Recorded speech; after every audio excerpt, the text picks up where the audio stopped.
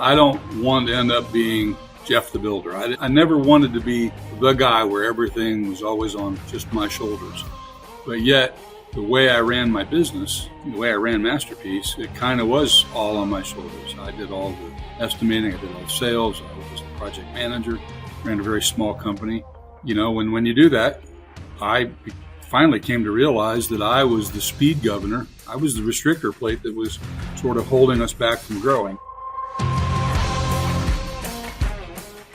Hey, Todd Dawalt here from ConstructionLeadingEdge.com, and thanks for listening to the Construction Leading Edge podcast. If this is your first time listening, then we are all about helping construction business owners eliminate chaos, get out of firefighting mode, and have more time, more freedom, more impact, and more wealth. So if you want to get out of your business, have it run without you, have less chaos, you're in the right place. And by the way, we are celebrating our 10-year anniversary around here. That's right.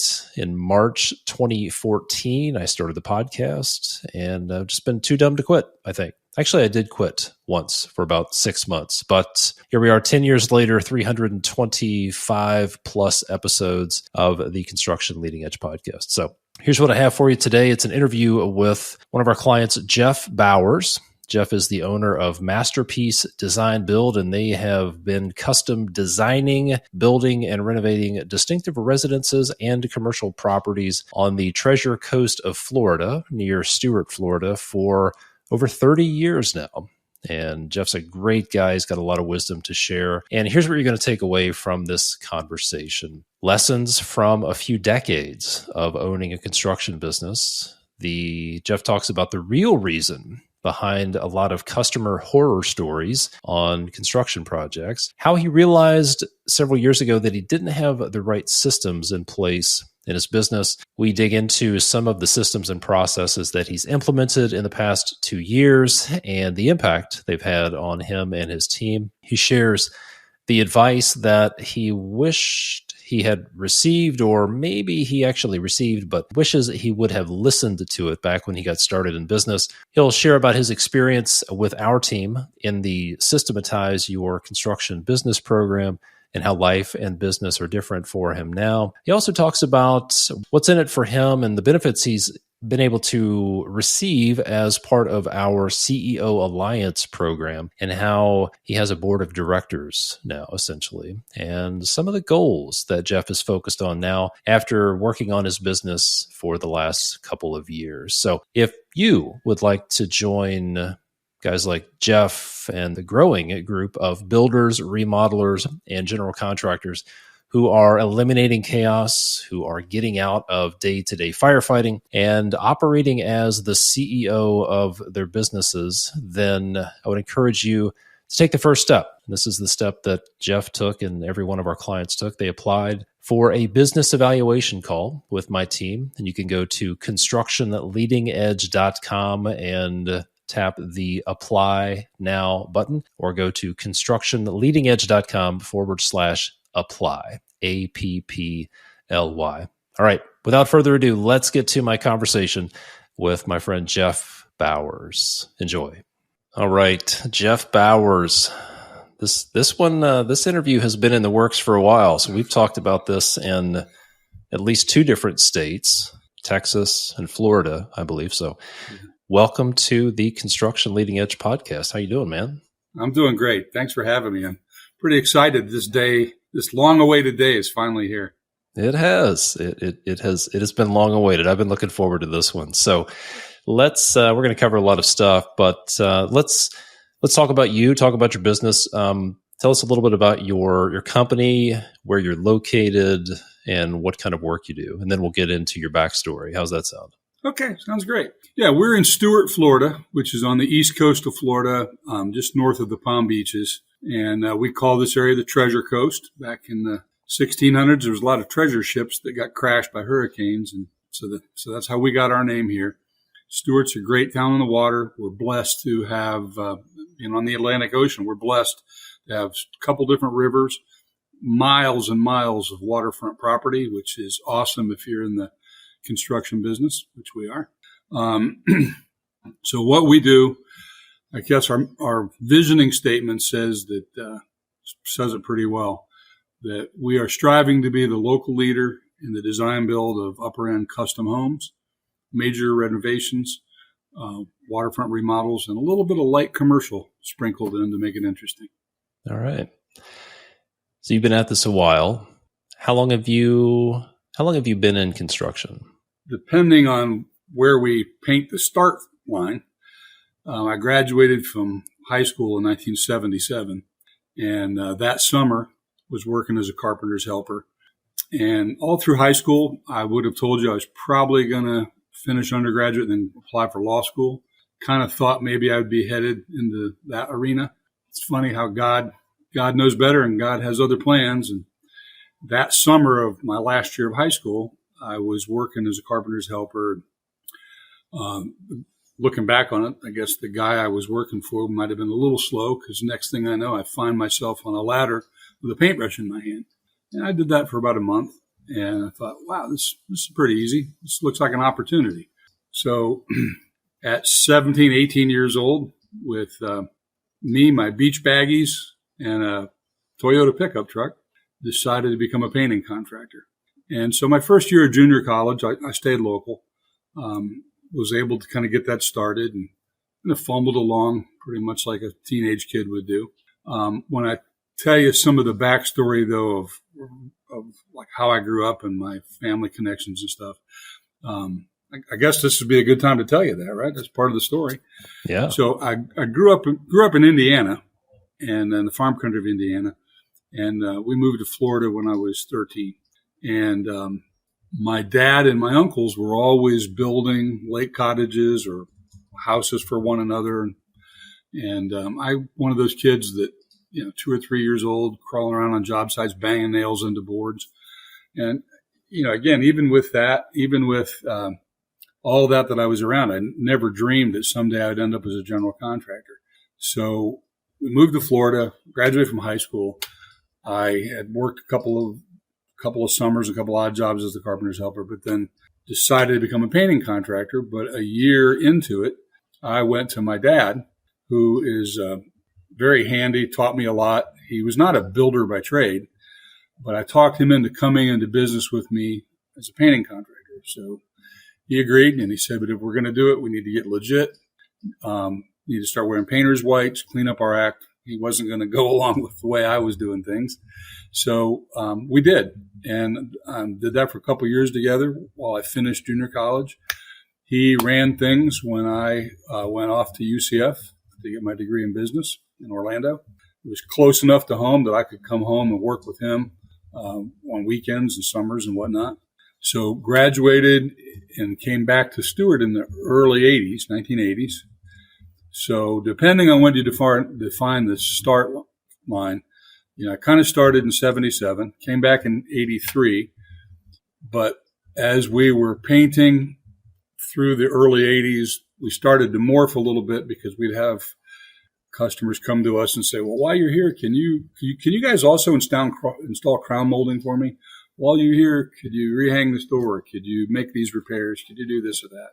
So that really started the transition for me. And in 1988, got my state general contractor's license and kind of branched off. What was originally Masterpiece Painting and Decorating became Masterpiece Builders. My dad and my younger brother continued on with the painting business.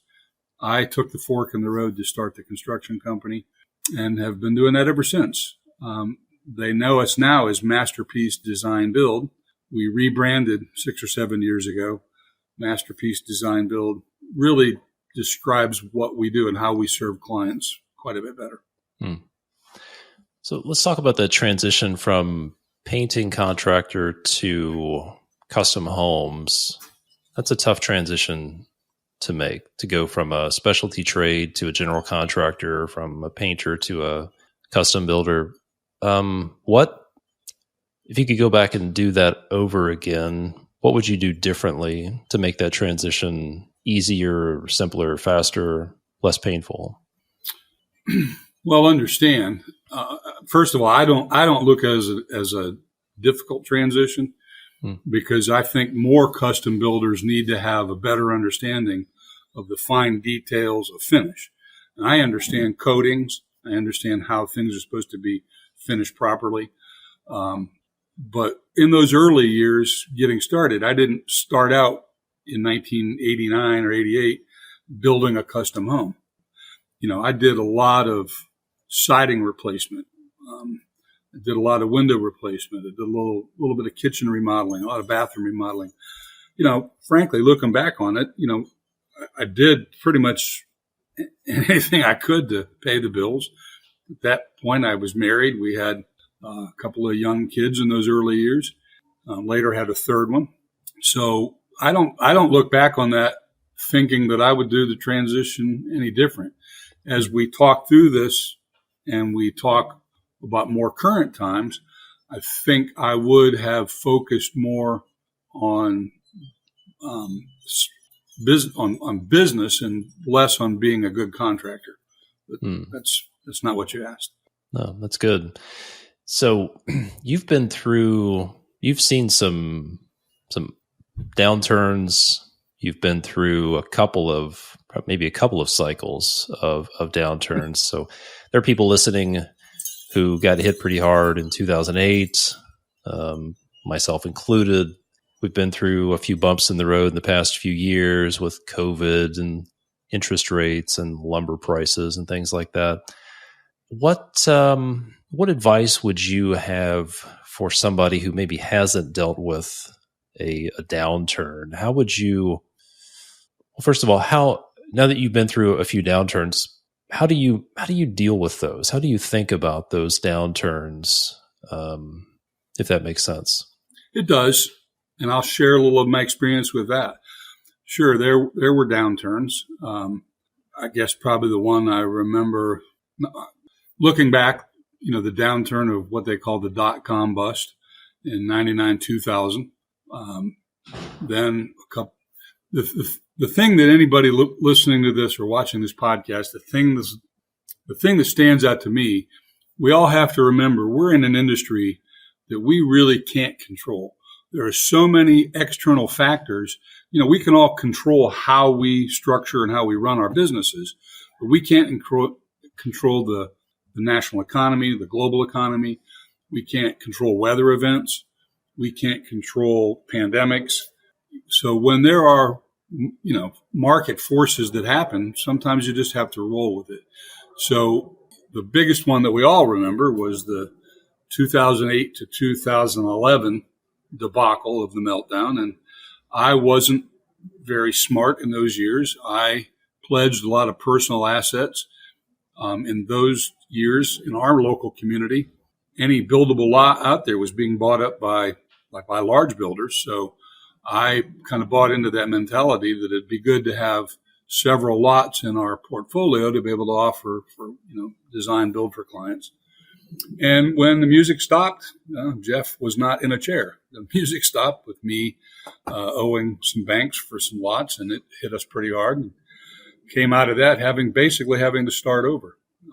During those years, was able to get two of our older kids through college. The youngest one was still in middle school and high school at the time. But so that would be the thing that I would say is just understand that we're in a business that we can't control the events around us. All we can do is prepare and try to insulate ourselves the best we can. And I distinctly remember in 2006, 2007, as all of that was happening, I remember having a discussion with the credit manager of the bank that I was dealing with who said, Jeff, how are you going to make sure that all this stuff gets repaid? Having been through several downturn cycles, my response was, well, no big deal. We'll be able to do enough remodeling and renovation work that we'll be able to cover everything and, we'll come out the other side if that happens. Well, I didn't count on the fact that when the meltdown happened in 2009, everybody's property values dropped and nobody had any equity and there was nothing happening in our industry. I didn't count on that. So I think all you can do is just be smart, be somewhat conservative, know what your level of risk is and be prepared. You can't control what you can't control, but you can control what you can control. Yeah. So let's talk about that. You mentioned I think the way you were thinking back when things were good was like most of us think. That's how I was when I had my business. Like, to some degree, to start a construction business, you have to have a certain mindset. You have to be okay with taking risks. It's a little bit of a cowboy attitude, which is required. Otherwise, you would never get off the starting blocks. But then sometimes it can be a double-edged sword when it's like, I think everything's going to be okay. We're going to, if I look back at my career, I was probably hooked on hopium, at points. Like, I hope it's going to be okay. Yeah, everything's going to work out, right? It's going to be fun. And then, I've had the music stop a couple of times, and Todd didn't have a chair either. So I'm curious. When we're in our 20s and 30s, we feel invincible sometimes, Yeah. It's kind of normal, which has its place. But then it's like, I've heard people say it's not your weaknesses that get you in trouble. It's your strengths when they're not managed properly. And I think that's the case for a lot of us. There's a study I've been looking at on why successful contractors self-destruct. And what it comes down to is when contractors fail, it doesn't happen to them.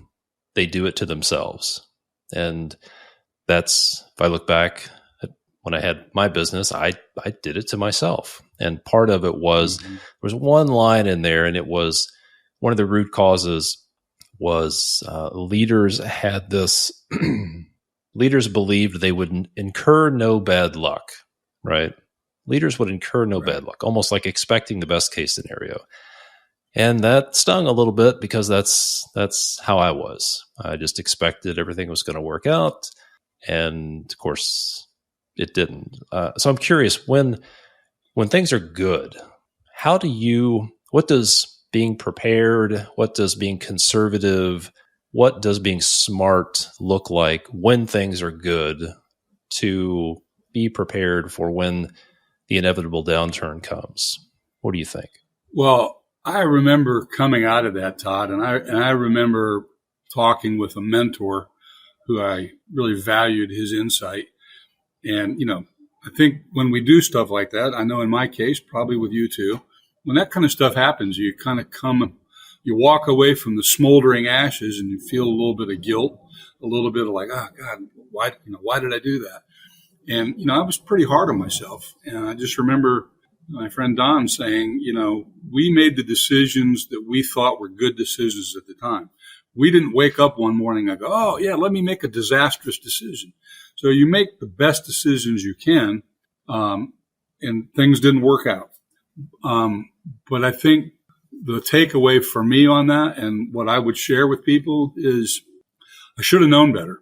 Coming from a farm country of Indiana, I'm smart enough to know that farmers always protect their seed.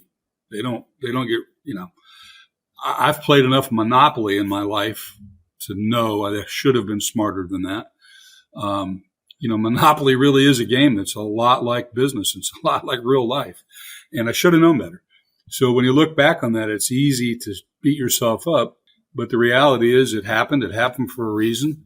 I didn't, coming out of that, I didn't know what that plan was or what the Lord's vision was, but I can only look back on it now, 13, 14, 15 years later, and say there was a reason. And I hope that it made me smarter. I hope it made me wiser. I hope my experiences will, like we're talking on this podcast, I hope those experiences that we've all had will help the next generation.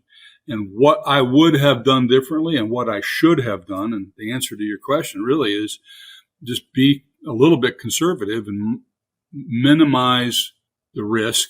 And again, that kind of comes back to that game of Monopoly is, you always want to have enough in reserves to be able to cover a downside, even though, most of us, like you say, we're hooked on hopium.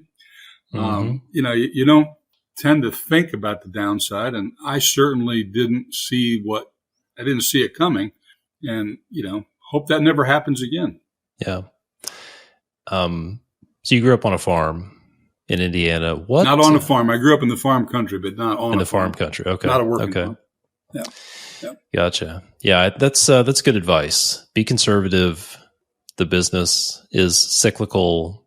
When things are good, I heard a quote: "When things are good or when things are bad, just remember this too shall pass." When things are really high and That's right. and the work comes easy and everything's flowing, this too shall pass. And when things are My bad, wife's grandfather used to say that. Just remember, nothing lasts forever. The good doesn't last forever, neither does the bad. And that is so true. It's good advice, man. There's so much advice from if you get the opportunity to sit down and talk to somebody who's over 80 years old, they've been through some stuff, and they're a national treasure. And especially those folks who grew up during the Depression, they had a different approach on things. Yeah. So, well, I appreciate you sharing that. That's good stuff. So let's shift gears. So we've been working together for a couple of years now. I think we've known each other for several years, and you started working with our team about 2 years ago, somewhere in that neighborhood. Mm-hmm. So I'm curious, what was going on? What challenges or issues were you dealing with that led you to reach out to us initially? I remember in those early years always kind of thinking, I don't want to end up being Jeff the builder. I never wanted to be the guy where everything was always on just my shoulders. But yet the way I ran my business, the way I ran Masterpiece, it kind of was all on my shoulders. I did all the estimating. I did all the sales. I was the project manager, ran a very small company. When you do that, I finally came to realize that I was the speed governor. I was the restrictor plate that was sort of holding us back from growing. Now, whether that was control issues or probably more accurately, it was probably fear of losing control. Finally got to a point where I came to realize that I had spent my career learning how to be a great contractor, but I could only do so much. And what I had built really wasn't a saleable asset. It wasn't something that I could, turn over to somebody. And I realized that I needed to grow and be able to do things differently. And then along comes the pandemic. And if anybody remembers those first few weeks of March of 2020, well, honestly, we all didn't know whether we were still going to be in business. We didn't know what the future held. It scared the heck out of a lot of people, a lot of us. And I remember as we were 2 or 3 months into it, I started getting wind of these co-construct sessions led by this guy named Todd Dawalt, and started to figure out who you were and what you were about. I really enjoyed those sessions. I found out about Construction Leading Edge podcast and started to become a disciple of that. I guess it was a couple years ago when I went to the first live meetup. And it was through what I was hearing from you and what I was learning through Construction Leading Edge that I came to realize that my problem was I spent my career learning how to be a great builder, but I didn't learn how to build great systems. And when you started offering the program of systematizing your construction business and what that could do for us, I was like, wow, that's an eye-opener. So that's initially what attracted me. And I'm glad that we made the move to sign up for that program. Yeah, me too. You said something that I want to talk about. You said there was a fear of losing control, and what I found is that word fear it's a big deal. It's a big problem. I think sometimes we think the problem is out there, and it's really not. The problem is we're afraid. So if you don't mind, I'd like to dig into that a little bit. So I heard you say you realized you need to grow, but you had some fear and some concerns about that. What were you concerned about? What were you worried about as you thought about growing the business?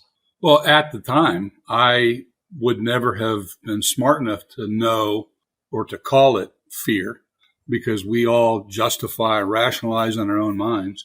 So living through it, my thought process was, and I had hired some people. I tried to hire a superintendent, a construction manager, and again, I just didn't have the systems in place to really let that flourish.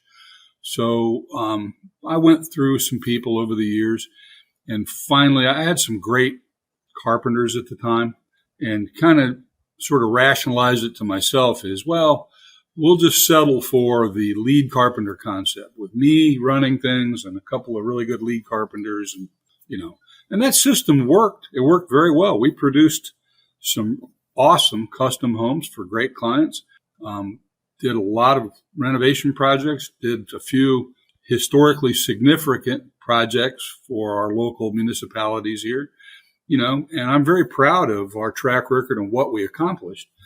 So at the time, I didn't know it was fear. It was only looking back on it now, after I've kind of seen further out on the horizon and kind of seen that there is another way of doing things, I sort of identified as fear. And I'm not even sure, Todd, that I would really admit that it was fear. It was just a hesitation of losing control. You bring all these other people on, what if it doesn't work out like it's supposed to? And to be very honest, because of the fact that we didn't have enough of the right systems in place, that was what was causing things to not work out. We had some systems and we did a lot of things. We did some things right, but there's a lot of things that we didn't get right. We had years that we did really well, and we had a lot of years that we were just mediocre. And I believe that was because of how I was running the business and the lack of systematizing that made it what it was. So when you say you didn't have enough of the right systems, what do you mean? Looking back on it, what was missing? In those years, I thought we could be a company that was structured.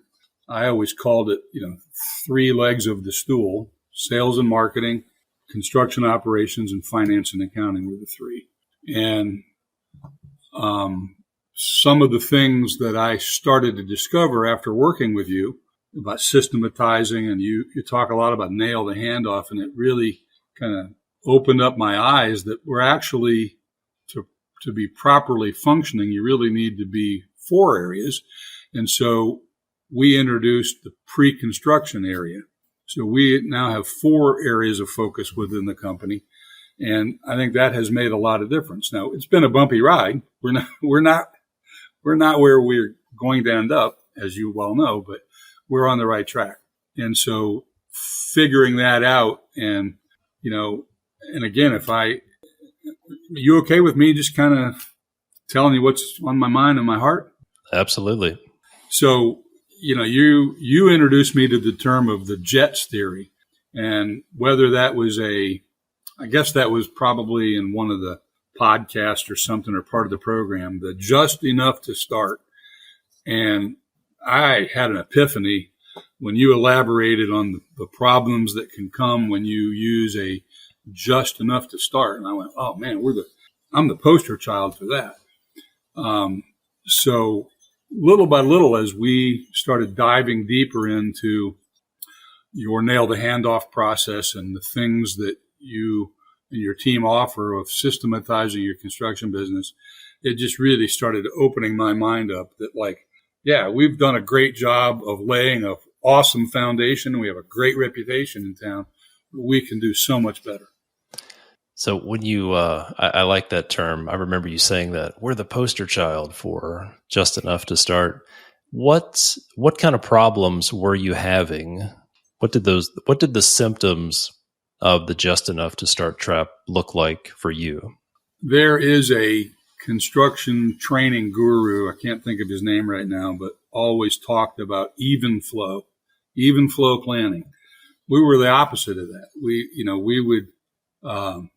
We would start a project, and at the time I thought I was doing a good job of defining some of what we know as the big five, the plumbing fixtures, appliances, cabinets, lighting, and flooring. I thought I was doing such a great job of that, but there were too many things where we didn't get it predefined with the client, and we would just plug in what we thought were appropriate budgets. I don't particularly care for the word allowance, because I think in our industry that word is abused. I think the whole concept of a budget allowance sometimes gets abused. I think, builders who don't know or are afraid to ask enough questions, just plug a number in to kind of make their numbers look good, but it's not appropriate. We did some of that. So, we kind of had to live with the consequences of that, of somewhat of a herky-jerky kind of production schedule. Things would seem like they're going along pretty well, and then all of a sudden we kind of have to hit the skids for a few weeks to drop back and help finalize a couple decisions on this or that. And again, I'm very proud of the work that we've done over the years. And I think for the most part, we have delivered great quality to great clients. But when I look at how we performed, even though I know that my company has a great reputation in town, I look back at the way we produced the projects, and I'm not sure that the experience that the client lived through has always been something that we would be extremely proud of. I'm not sure it's always been A+. There's been a lot of projects that were considerably less than that, of not the finished work, but the process to get to the finish line. Let's talk about that for a minute. One of the common things with construction is like the expectation is, okay, you're going to have a good finished product, right? When we're done, it's going to be a good finished product, but it could be a little bumpy. You don't want to see how the sausage is made. And it seems like the experience during the process isn't that important. And I think there's an expectation that the experience is going to suck during the process. Like I've heard people say, hey, you're going to build a custom home. There's a pretty good chance you might get a divorce as a result of it. So get ready. So for the people who believe that the experience doesn't matter to the customer, let's talk about that. What do you think? How important is the experience during the pre-construction process and during the construction process? And why is it important? I know that for many years, part of our company culture and kind of our guiding principles was, defining success as helping each client have an outstanding experience, quote unquote. I became aware of the fact that all sounded great in our literature, but that our actions weren't always consistent with that. And that what you just said about making sausage, I remember one time put my arm around a client's shoulders who was completely stressed out. And I had to put my arm around his shoulders and said, Mark, just remember, building a custom home is a lot like making sausage. And he looked at me and said, it's not something you ever want to watch. He smiled, and I could see the stress drain from his face.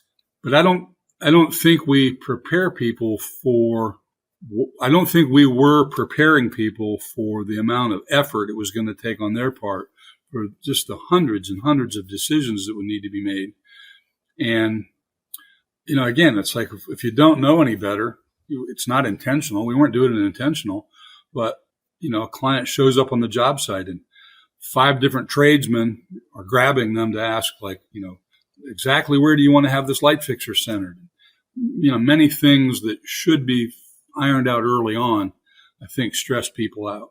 So I'm not sure I'm really answering your question, but I think and I will say this, I used to tell clients this, that I've spent a lot of years in my tour of duty kind of analyzing our industry and sort of looking at why is builder A seem to be successful and everything's great for him?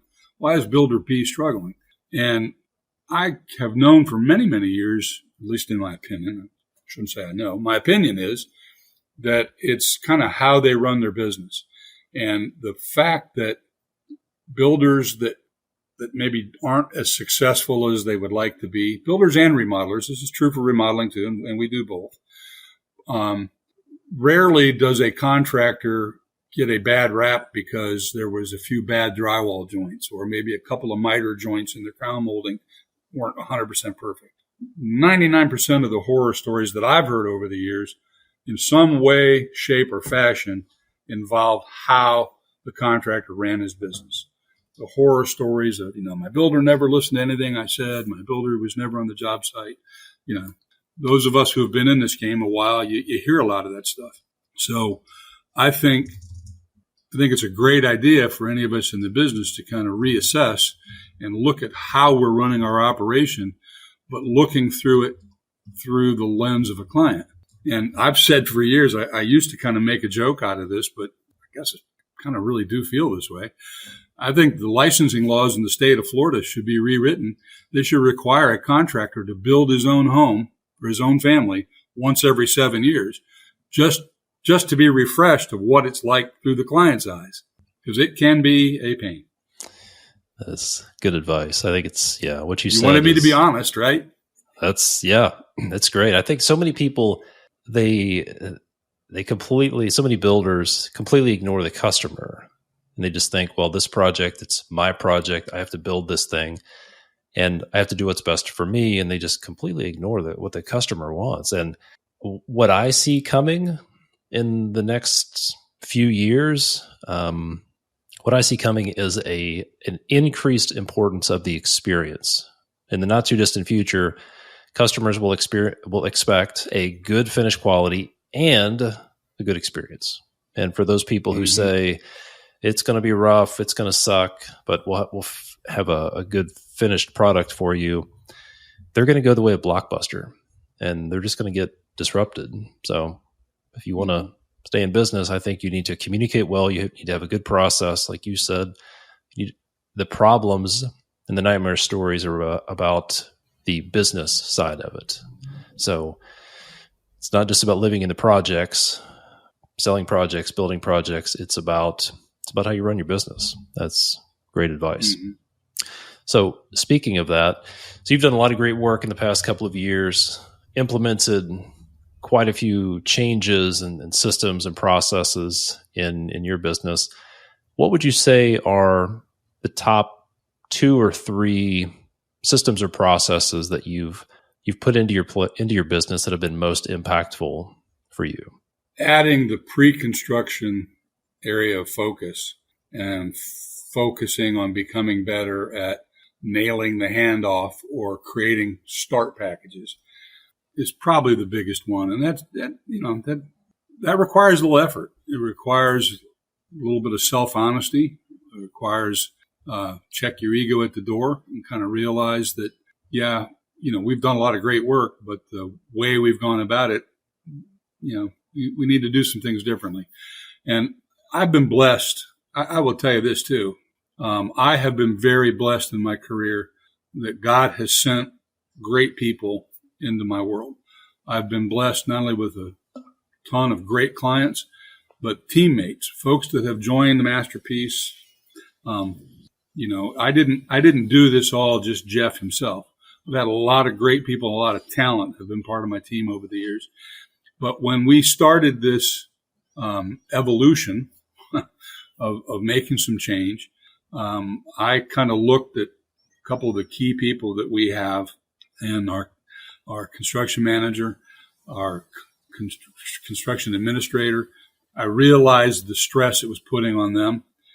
At that point, I kind of glossed over that, but as part of the growth of our company, I don't know, 4 or 5 years ago, I came to realize that the time had come that I needed to kind of grow the business. So I hired a construction manager.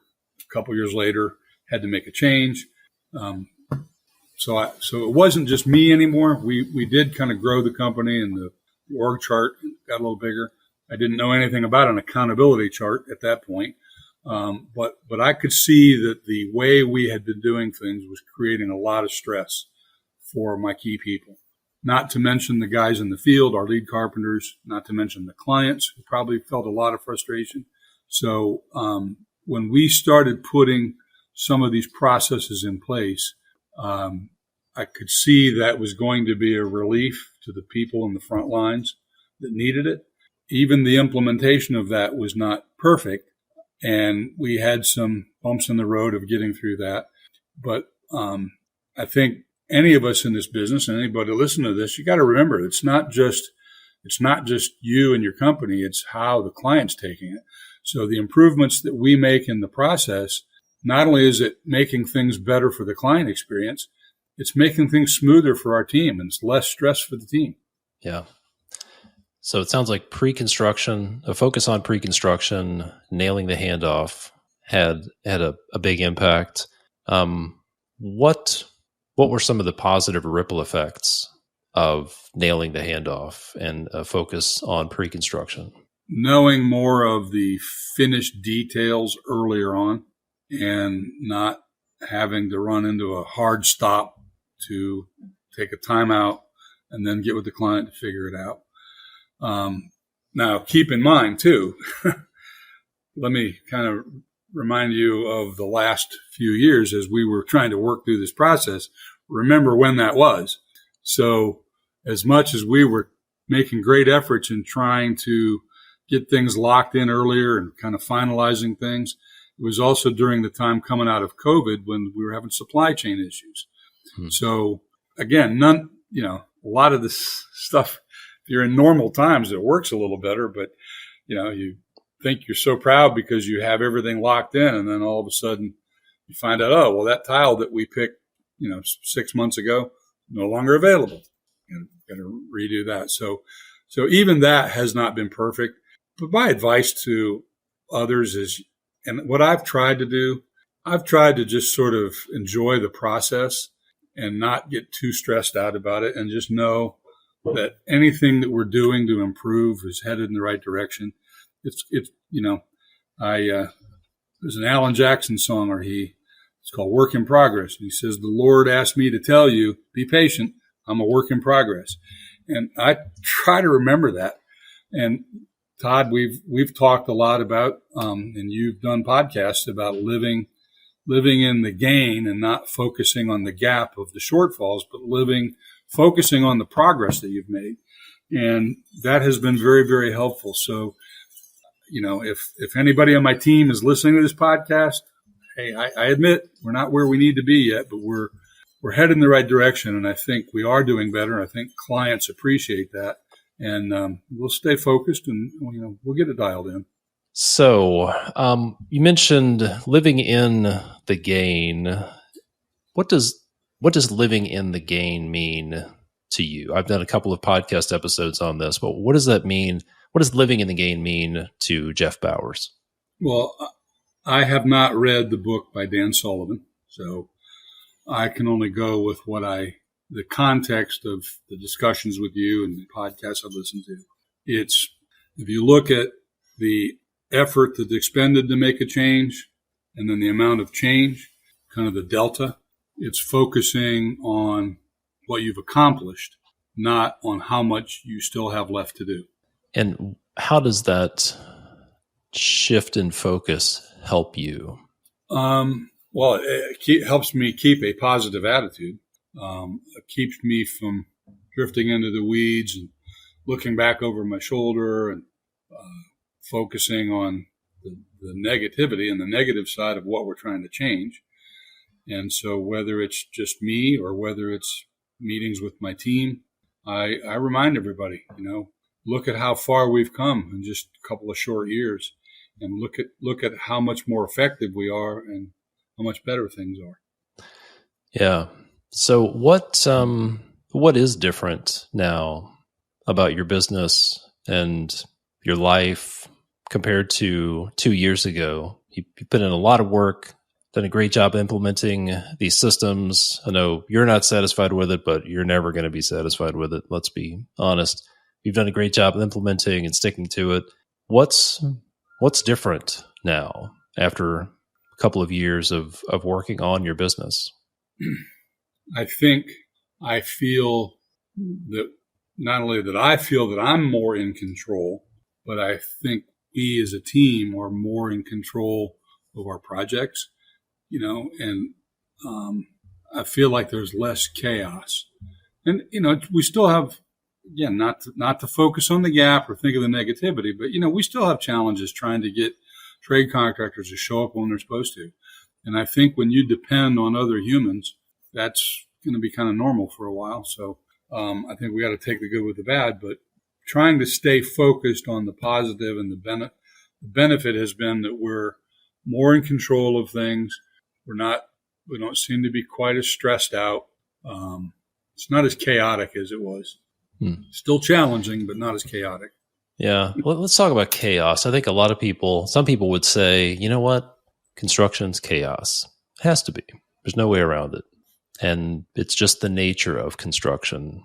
Does construction have to be, does it always have to be chaos? What do you think? I don't think so.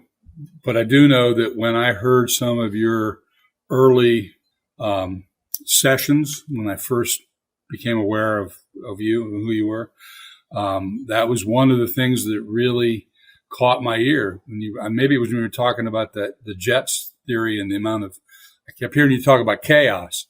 And I thought, man, that guy knows our business already. But no, I don't think it needs to be. I think construction can be a work of art if things are done in the right sequence with enough pre-planning and pre-preparation. I don't think it has to be chaos. I agree. So let's talk about implementation. Implementation is tough. That's really where the benefit comes from. It's not information. If it was all about information, if that's all it took to fix your business, then every business would be fine because all of the information's out there, right? You can just read the books, take the courses, watch videos, whatever.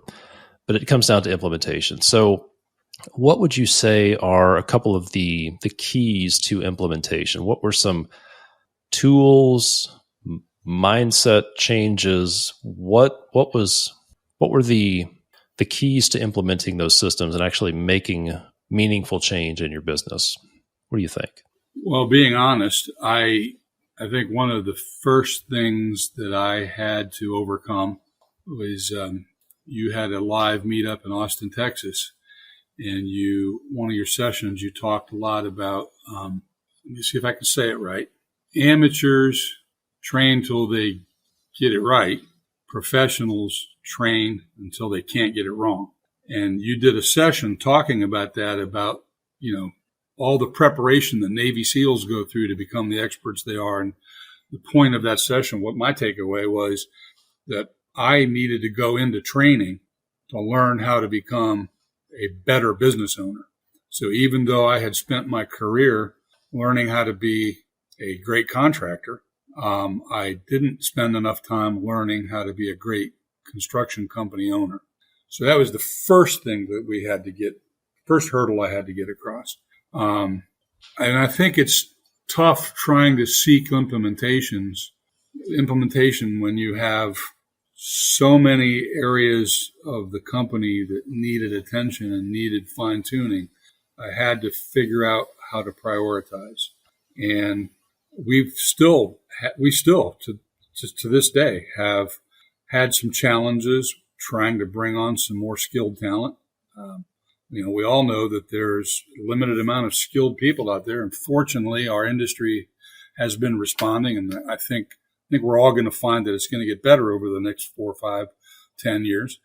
So prioritizing the areas of what needed to be improved first, I think was very helpful too. Starting with me.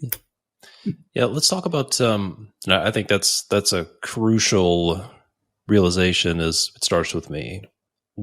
What were some of how did you need to start thinking differently? Like you mentioned, you need to train to be a business owner. And full transparency, I heard that from Craig Groeschel, who has a fantastic podcast, the Craig Groeschel Leadership Podcast. And it may have even been from one of his messages at Life Church, but he talked about the difference between trying and training. And I think a lot of people try, like, well, I'm going to try.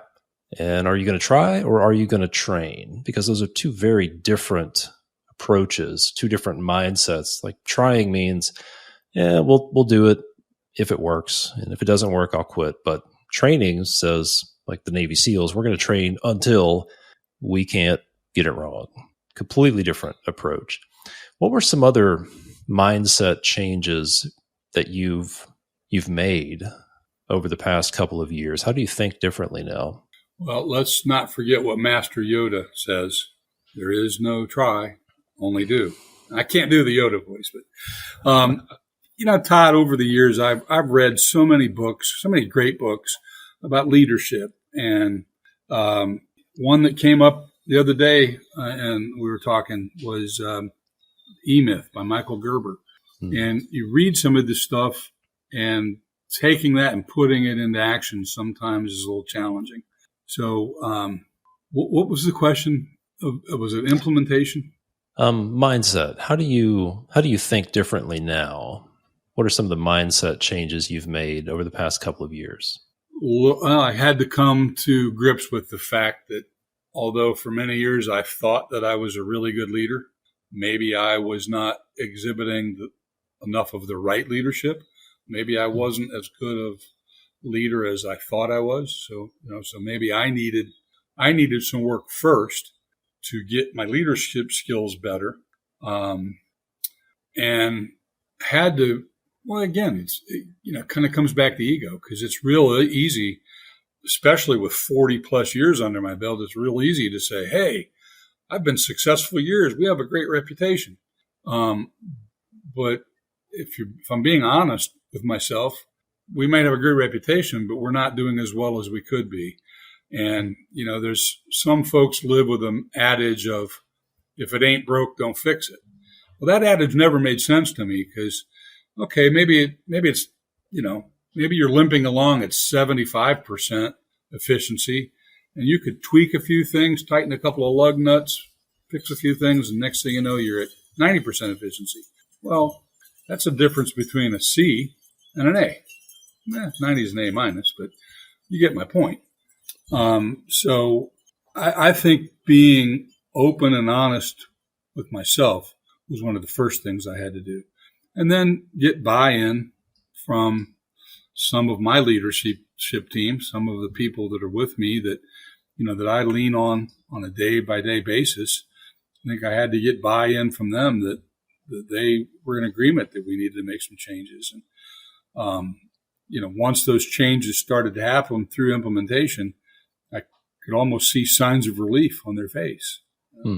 But I really think being open-minded and honest with ourselves and being truthful with ourselves of the assessment of how efficient are we or how well are we currently running is critical. Because you can't make changes if you're not open-minded to making change. Yep. Well put. Let's shift gears a little bit, and let's talk about the CEO Alliance. So you joined the CEO Alliance almost a year ago, as soon as we opened up that program. Mm-hmm. And I'm curious, how would you describe the CEO Alliance group in your own words? And then what has being in that group done for you, if anything? I mean, frankly, some of these guys in your group are a pain in the ass. And, I hope they're listening right now. I'm just kidding. But how would you describe the CEO Alliance and what it's done for you? I feel very fortunate that I was in the right time at the right place, and I feel very fortunate to have been invited in with this particular group of folks. And I need to say too, Todd, I hope you don't mind me throwing this out, but I've been involved with the Builder Group for 26, 27 years of guys that we meet twice a year. And I have built great relationships with them. But we've gotten to the point, we've been together so long that it's no longer a peer advisory board per se. It's just become a bunch of us who've been very successful over the years and then kind of enjoy getting together a couple times a year where there's very little coaching that goes on. So I'm having a blast working with Construction Leading Edge. I'm having a blast working with you and Leah and Manish. And I love the guys that you've paired me with. And no names mentioned. Don't want to embarrass anybody. But the group I'm in is awesome. I think we tackle some pretty big topics. And for me, it really has become, sounding board, friends, advisory board, surrogate board of directors, if you will. That's the other thing, is that those of us who are in business and are business owners, many times we don't have the right kind of support group or the right kind of a board of directors. And so, you have helped our group build some accountability in, and I find myself being much better at tackling assignments and getting things done and getting reports back to the group, because I don't want to let the guys down. And I value their input. I think you're doing a great job of leading the group, if that's the right word. I'm not sure what the right word is. And I know as we continue to spend time together going forward, friendships and bonds are going to be stronger and tighter. And, I love the dudes that I'm with. I think, like I say, I consider myself very fortunate and very blessed that you put me with the group that I'm in. Great people. And It is. I know that I get a lot out of it, but I try to bring my A game, and I'm very cognizant of the difference between being a giver and a taker. And I don't want to be just a taker. I want to try to give. If there's anything that I can bring to the group that's valuable to them, I want to do it, because I know how much I get out of it. I want to make sure that I'm also giving. Yeah, it is a great group, and I don't think I could have, I didn't expect it to be as impactful and as close-knit and as powerful as it has become. The concepts and the topics of conversation and the things that we're working on that group, like it's spouses know each other. We get together a few times a year. The friendships that have developed, it's I knew it was going to be good, but it's way better than I expected. You mentioned a board of, like a surrogate board of advisors or a board of directors. I was reading a book. It was a book published by R.S. Means, something about managing a profitable construction business. And it's written by a PhD and a CPA. And they talk about the importance of having a board of advisors or a board of directors. And most small businesses don't have that, and they might overlook that idea.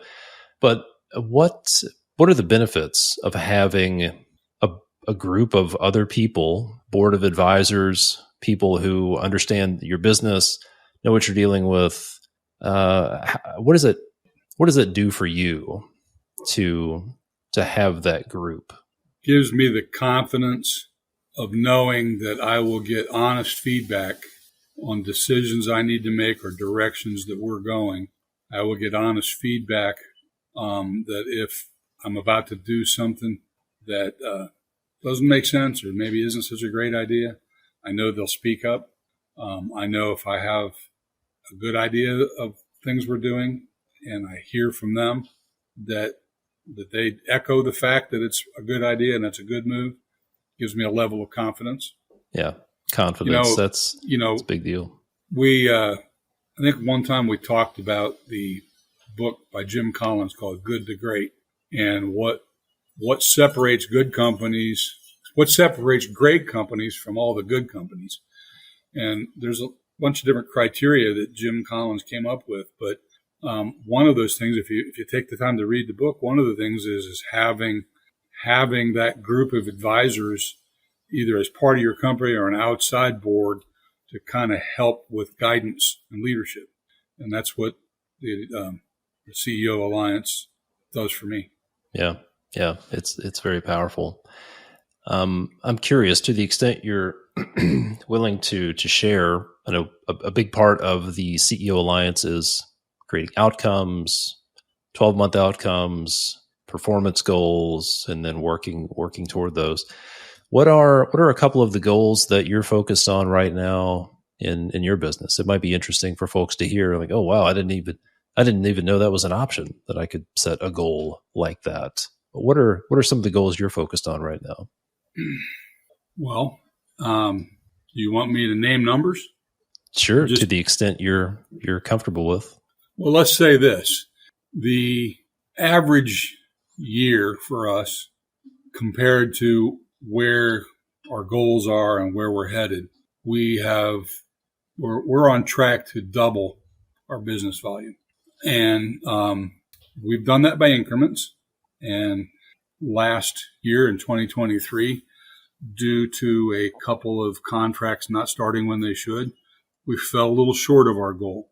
But each year we've kind of been ramping that up, working towards doubling what we used to do. And along with that, when you start to scale up your business, you scale up your overhead. And as we talked last week, our business is no longer structured as what it used to be. We're structured to the higher numbers now. So that's part of it.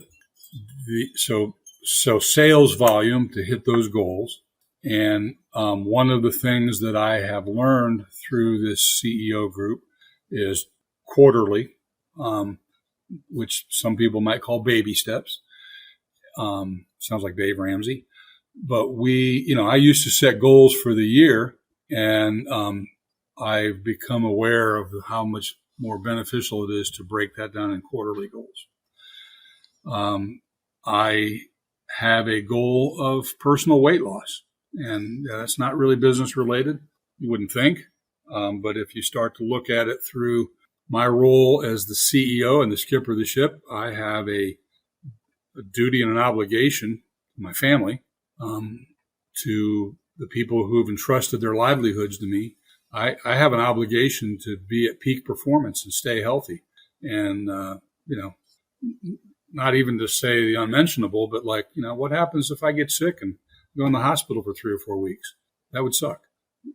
So I have an obligation to keep an eye on my health, and I've let my weight in the pursuit of business. I've let my weight and some of my living, my habits and some of life skills maybe kind of fall by the wayside.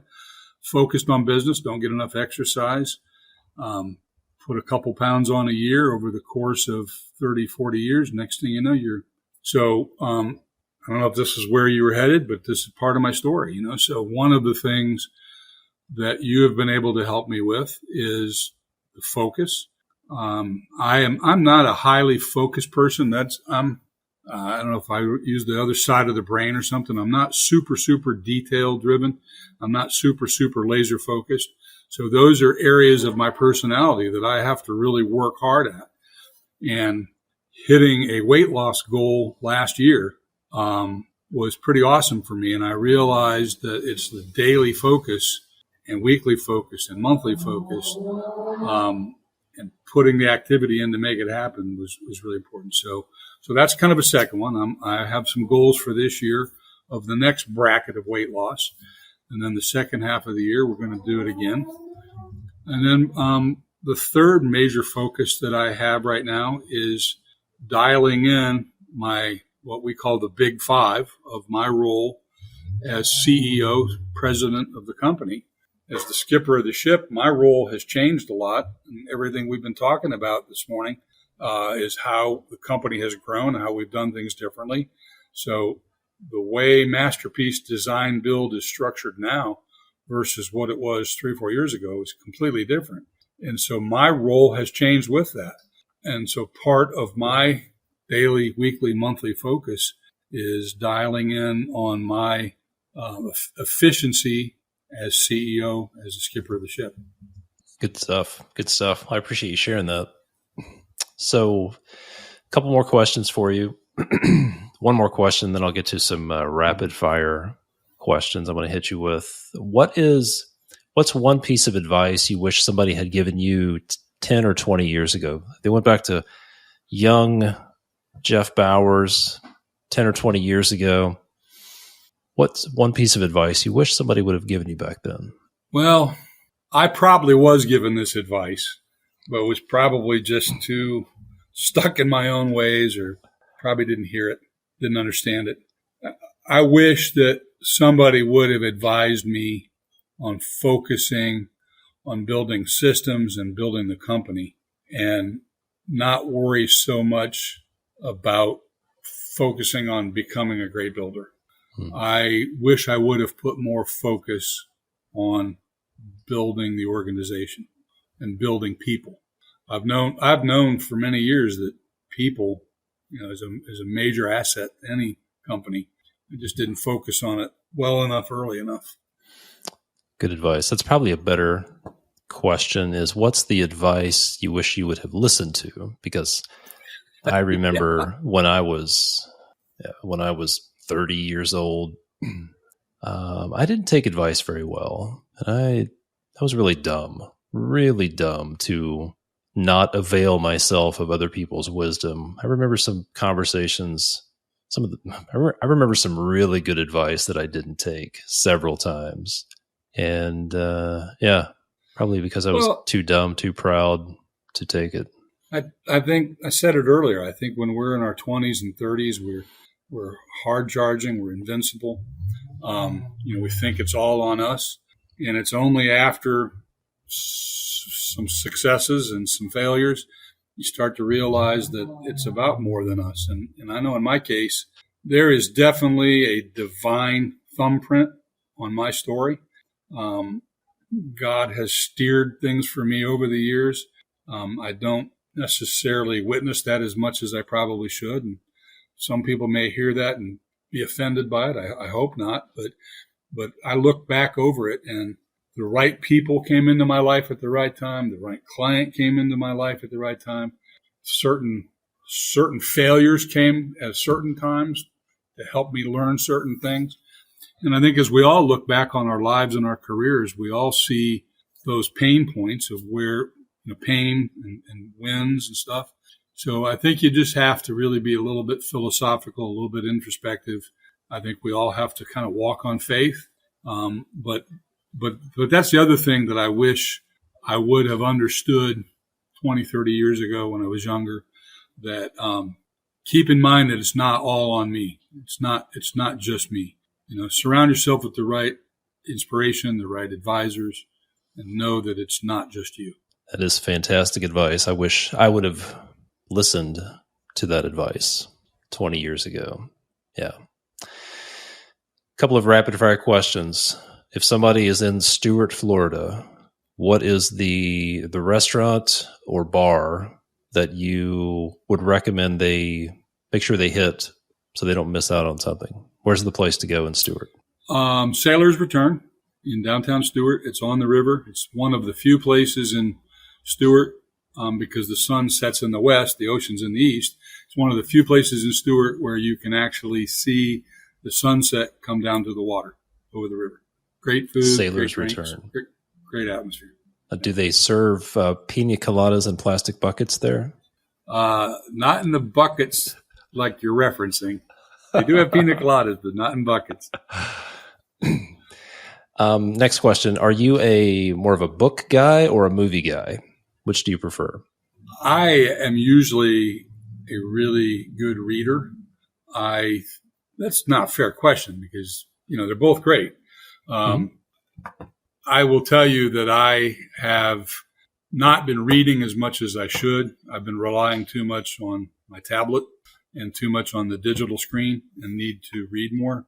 And that could also include reading in Kindle and whatnot. But I guess I've always felt like I was a pretty good reader. But I like a good movie too.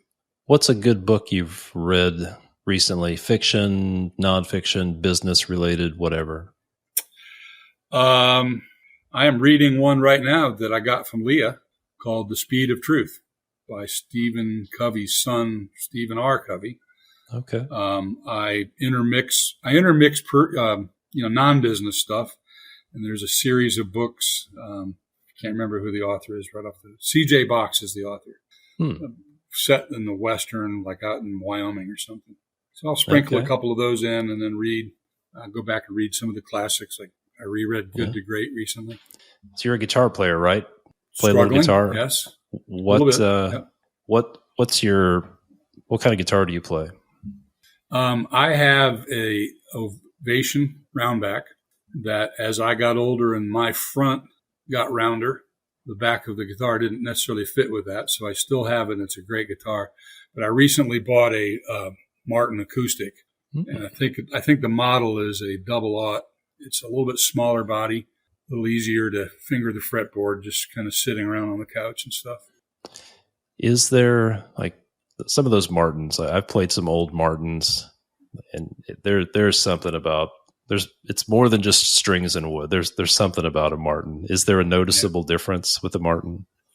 It has a great feel. Feel. Yeah. All right. Well, good stuff. Well, Jeff, if somebody wants to apply for a job, they want to follow you guys, find out go to your website, go to social media, where's the best place for them to go to learn more about your company? Well, our website is masterpiecebuilders.com, which was the original name of the company before we rebranded. But on social media, we're Masterpiece Design Build on Facebook, Instagram. Our phone number, 772-283-2096. Great stuff. Well, Jeff, it's been a pleasure, man. It's been a pleasure having you on here. Thank you. It's been a long time coming, and it was worth the wait. So I appreciate you taking the time to be on here. That's very, very kind of you. Thanks for having me. Appreciate it. And hope you enjoyed that episode. Be sure to check out the show notes for more details over at constructionleadingedge.com/podcast. And if you get value out of this podcast, would you do me a favor? Would you please leave a rating and a review on Apple Podcasts or Spotify? And if you're watching on YouTube, please like and subscribe. If you own a construction business and you feel stuck, or you feel like you're spending too much time in day-to-day firefighting, maybe dealing with all of the problems, if everything's stuck in your head, or if you just don't feel like you have time or energy to work on your business because you feel like you're stuck working in it, if you want your business to run without you so you can take a vacation, or maybe to be able to sell your business one day, or if you just frankly want the business to survive if something happens to you, then there are 4 crucial systems that you need to have in place. Number 1, if you're a home builder, remodeler, or commercial general contractor, you have to get paid for estimates. Those free estimates are killing your bottom line, sucking the life out of you. And you can get all the tools you need to get paid for estimates, the templates, sales scripts, pricing guidance, and let's face it, the confidence that you need. You can get all of that for free right now over at constructionleadingedge.com/start. You'll get the entire Get Paid for Estimates masterclass. Go to constructionleadingedge.com/start. You can get all of that for free. The second crucial system is that you need to design your business for the future. You need to establish the major functions of your business and the results that each function is accountable for. You need to have clearly defined roles and responsibilities. This is the foundation of every successful business, and the best way to do that is to design your accountability chart for the future. Number 3, you need to design and document your process to nail the handoff from the office to the field. This is a very disciplined and documented process that maps out every step of the pre-construction process. Look, companies that are good construction companies are actually good pre-construction companies. They're good pre-construction companies. And when you design your nail the handoff process and you have this in place, this is going to eliminate 80% of the profit bleeds and the schedule delays and chaos on your job sites. And you'll also need to learn the secret sauce for getting your team to actually implement and follow a process. Number 4, the 4th crucial system are the leadership systems that your team will use to convert your goals into reality. Look, somebody needs to be planning tomorrow's work today. Someone needs to be doing a 2-week look ahead. Someone needs to be establishing the most important things for the next 6 to 8 weeks. And you need to be having regular team meetings that are actually functional. Those are your leadership systems. And if you would like our help putting those crucial systems in place in your business so that your business can run without you, so you can get out of day-to-day firefighting and take that firefighter hat off, or if you want to be able to sell your business one day, here's the next step. Go to constructionleadingedge.com/apply, and schedule a free business evaluation call with our team. On that call, we're going to do a few things. We'll help you uncover the real root causes of your problems. Number 2, help you get clear on your objectives that you want to accomplish. And then number 3, to map out a plan to make it a reality. We'll also share with you some of the things that our construction business owner clients are doing to accomplish their goals and solve the problems that you're probably dealing with. And then if you're a fit, it looks like we have a good mutual fit, we'll discuss our Systematize Your Construction Business program. So to schedule your free business evaluation, head on over to constructionleadingedge.com/apply, APPLY. Hey, thanks for listening. I'll see you next time.